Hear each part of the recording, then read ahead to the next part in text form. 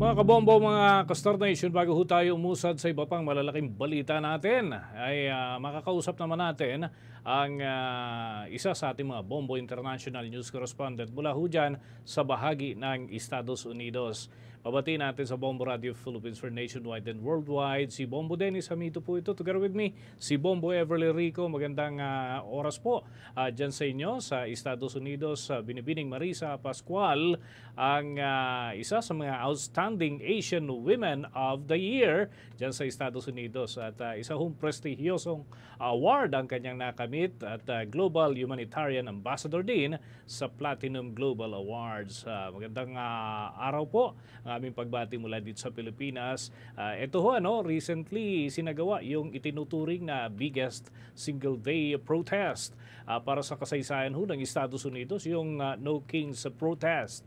Kung saan milyon-milyon ho yung mga nakibahagi at pakipaliwanag lamang ho at maibahagi natin sa ating mga taga-subaybay yung naging ugat at yung nag-trigger dito sa malawakang kilos protesta na ito laban sa Trump administration. Please go ahead. Okay, the biggest problem is Trump. A lot of people don't like him, and a lot of the there's a lot of protests, but the millions of protesters are normally paid, and a lot of these are paid.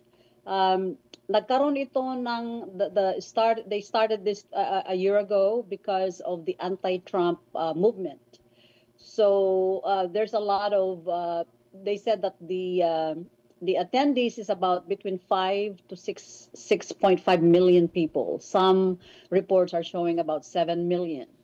So the protest was last Saturday, and it's big, but then also you need to also keep in mind that there are things that you see on television that are also AI.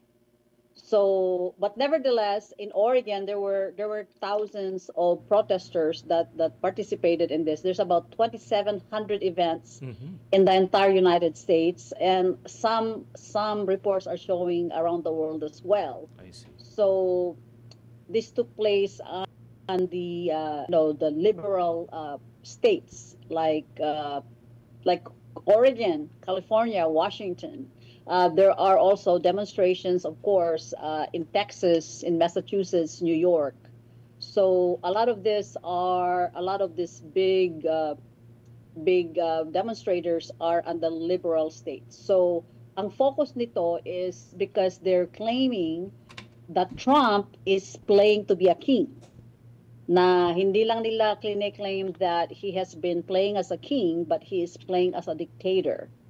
So may mga survey to basically ask the people of America if they consider him a dictator, a king, or an elected president, because he's duly elected president. And on that survey, it's showing that 54% of the people think that he's a dictator and he is playing as a king. So another survey indicated that it's the other way around. It depends on the population that get the survey. May mga nagsasabi ho na paid protest yung ilan, may nabanggit pa nga kayo na artificial intelligence materials lamang ho yung iba. Ano ho yung kumbaga pinagbabasehan din natin dito sa mga information po na ito? Like I told you, there are some demonstrators that are actually paid. Merong demonstration dito sa Oregon that one of the YouTube reporter was being asked who he is, and he showed his badge that he is a YouTube reporter, and one of the ladies that was questioning him said something like, sabi nung reporter, okay, so you asked who I am, I gave you my badge and identify who I am, now it's your turn to tell me who you are. So sabi niya sa reporter, well, I'm just here on my own. But hindi niya alam na itong reporter na to had seen this woman in the demonstrations in Chicago, in New Jersey, in New York, in California. So this particular woman has been very known to participate on all the demonstrations around the country. And obviously, woman is not doing it on her own. She's being paid. And there's a lot of situations like that. itong demonstrations na to, they're saying that it's all being led by obviously Democrats. So they keep saying that Trump is, overstepping his powers, that he's doing all these things. And if you think about it, when we had Biden as a president, he didn't do much. So I'm sure that as a former president of the United States, when Biden was in power, he saw all the abuse and the disrespect that we got worldwide. At that time, when Biden was the president, we did not have no strong country. Pinagtatawanan ang America at that time. So when he became the president, he wanted to make sure people had voted him to be a leader that is going to be unstoppable, to bring America back again, to make America great again. And I see. Okay, may mga impormasyon din ayaw naman natin na mag-create ng takot, but there are reports na mayroong mga local terrorist groups allegedly na nakikialam din, nakikisabay doon sa mga protest, at sabi niyo po ay posible na yung Democrats yung nasa likod nito. May ongoing investigation ba for those behind No King's protest and everything, pati yung mga actions na hindi karaniwan dyan sa mga protesta po na yan? Yes, as a matter of fact, they're finding the source of where the money is coming from, and those are all under investigations at this time. Because we've known it for a long time that a lot of these protesters are being paid. And as you can see, the consistency, like kung nagde-demonstrate ka lang for the purpose of you love this country and you feel that the president is not doing a good job. If I live demonstrating in Oregon, I will not be going to Chicago or New York kasi, I have a job. I have to make a living, right? But if I am paid to do a demonstrations, I will be going everywhere. Somebody's paying for my airfare. Somebody's paying for my mortgage payment. They're paid well. So, and the thing is, they were successful. They said about 7 million participants. But then again, those are, yes, to answer your question, there is an investigation going on because there's a lot of evidence that's showing that somebody's supporting them. And I don't know if you've seen the video when there was a demonstration in California that somebody actually was in a car, came down, nag-distribute siya ng mga helmet to distribute to all the demonstrators. And kung walang nagbabayad noon, walang normal na tao na magbibigay ng mga ganon sa dami ng mga, you're talking about a lot of people. You're talking about the masses. So they know that there's evidence showing that they are being paid. Alright. On part naman po sa ating mga kababayan sa Filipino community dyan sa United States, may mga naapektuhan po ba or nakiisa dito sa malawakang kilos protesta? At if you have just information po, papaano naman yung handling ng part po ng ating embahada at konsulada sa ganito pong mga malawakang protesta dyan sa US? May mga inisyu po ba na or existing na advisories? Wala naman. A lot of the Filipinos are very peaceful. I'm not aware that there are Filipino participants. Actually, I wanted to go to the ICE building today, but it's closed. There's really no activity going on. So, walang, to be honest with you, walang mga, I'm not aware that there are Filipinos. I'm very close. I'm very active in the community. I'm not aware that we have Filipinos that are participating in these kinds of demonstrations. But on the other hand, I do know I have a lot of friends who are anti-Trump. I can see in their posts on Facebook. And at the end of the day, we respect each other's opinion, and we are still friends. Some of them don't talk to me. So, but it's okay. Alright. In relation pa rin po sa ating mga kababayang Pilipino dyan, recently po kasi may lumabas na report tungkol po sa umano'y crackdown laban sa mga Pilipino may dual citizenship. Ano po yung kumpirmadong impormasyon hinggil po dito? May mga apektado po ba? So may video that was showing, and this was on March 30th, dual citizenship crackdown starting October 2025. Sabi ni President Trump, which is, I saw the video, and he's looking, sabi ni Trump, I'm looking for loyalty, choosing to be an American citizen or being a citizen somewhere else. It's not good. I need loyalty, sabi niya.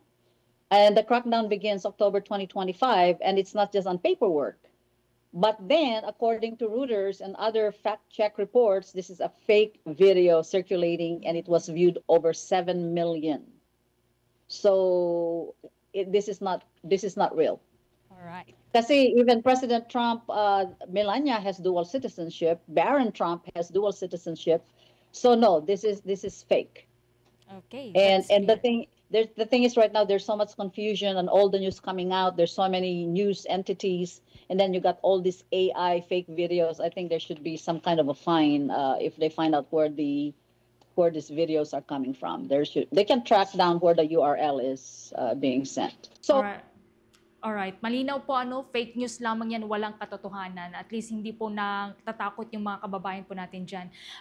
On a different issue naman po, umiinit po ngayon yung usapin tungkol sa government shutdown dyan po sa US since October 1 nang maging effective po ito. Ito na raw po yung ikalawang pinakamahabang shutdown sa kasaysayan po ng US. Marami pong public services ang naapektuhan at libo-libong federal workers ang nawalan po ng sweldo. May impormasyon po ba kayo kung may affected po na Filipino community?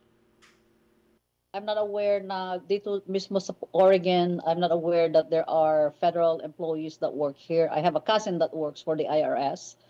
Sa Washington, D.C., sigurado marami dyan. Although I'm not familiar of anyone that works for the government, but a lot of federal workers are being laid off.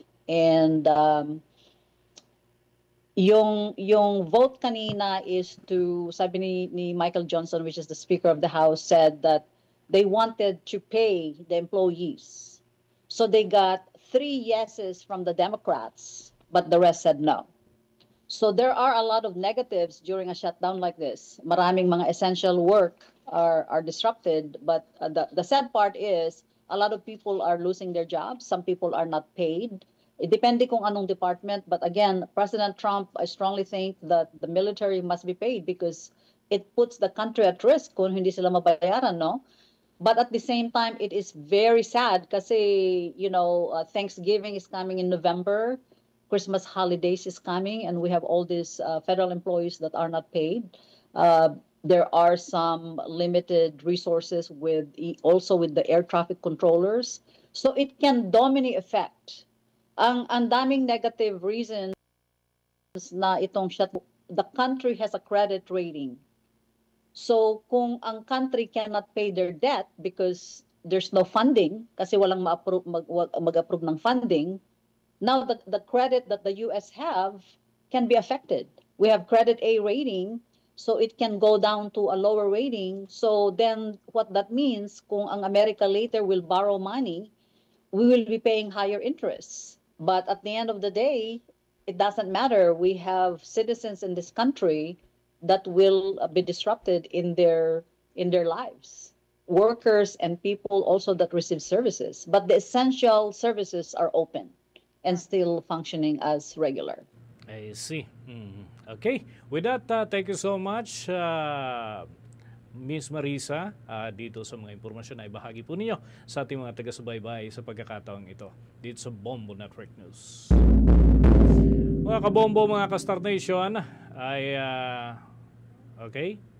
Mga kabombo, mga ka-Star Nation, ang atin hong nakausap sa pagkakataong ito ay si Binibining Marisa Pascual, Outstanding Asian Woman, at naideklara ho siya, prestihiyosong award ang kanyang natanggap. Global Humanitarian Ambassador din ho siya, Platinum Global Awards na naipagkaloob, mga kabombo at mga ka-Star Nation. Tuloy-tuloy tayo, makalipas lamang ang ilang paalala. For the most trusted source of news and information, visit our website at www.bomboradio.com. Follow us on Bombo Radio mobile app, Facebook, YouTube, TikTok, and X, formerly Twitter. Like, share, and stay connected. Anytime, anywhere.